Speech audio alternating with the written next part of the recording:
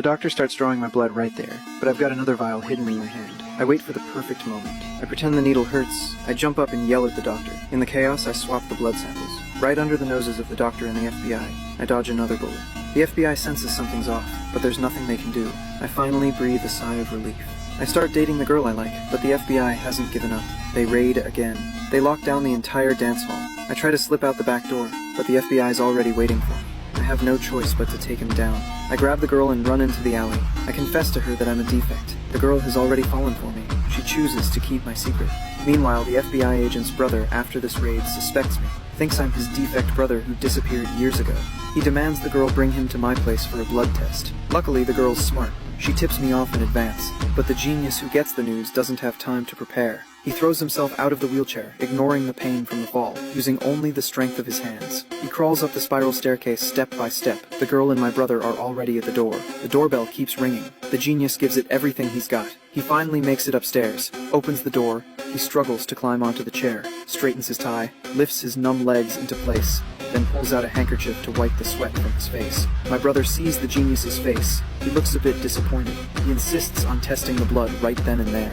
After the test, the identity matches, but he's still suspicious. He walks down the stairs, decides to check the basement, and that's exactly where I'm hiding. At the critical moment, the phone rings. His colleague tells him they caught the killer. I breathe a sigh of relief, but I know my brother already suspects my identity. The two of us need to settle this. I decide to go find my brother myself, but I discover he's already in my office, searching for evidence on my computer, telling me to turn myself in. After all these years, my brother still thinks a defect like me doesn't belong here. This is a life I stole. The brothers have a huge fight. We decide to settle it the way we did as kids, with a swimming race. We head back to the ocean. We swim hard into the dark, deep water, and this time, I swim like a madman, going farther and farther out. Soon, my brother can't go on. He's running out of strength, but I keep going. He can't believe it.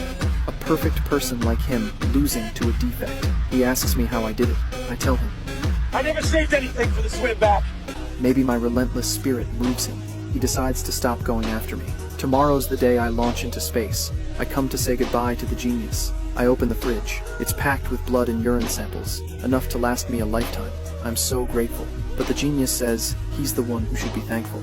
He says I just loaned you my identity, but you let me share your dream. Before I leave, the genius gives me a letter. He tells me not to open it until I'm in space, carrying both our dreams. I head to the rocket boarding gate full of excitement, but I never expected this. The company switches the pre-launch blood test to a urine test at the last minute, and this time I'm not prepared. It looks like a defect like me is destined to fail. I hand the sample to the doctor. It comes back negative. The screen shows I'm genetically flawed, but the doctor doesn't look surprised at all. He just calmly says nothing.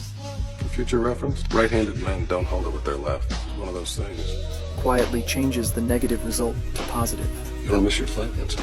That's when I realize the doctor knew my true identity from the very beginning, but he never exposed me, because even in a world of cold rules, there's always a little warmth protecting people's dreams. Finally, I step into the launch pod I've dreamed of. I fly into space. As the rocket flames ignite, the genius crawls into the incinerator, activates the burn sequence. His body turns to ash, but the silver medal on his chest glows gold in the firelight. In space, I open the envelope. Inside is a lock of the genius's hair. From now on, I'll carry both our dreams and live with pride. Maybe I don't have perfect genes, but I have a heart that dares to dream. And when you have a dream, the whole world makes way for you.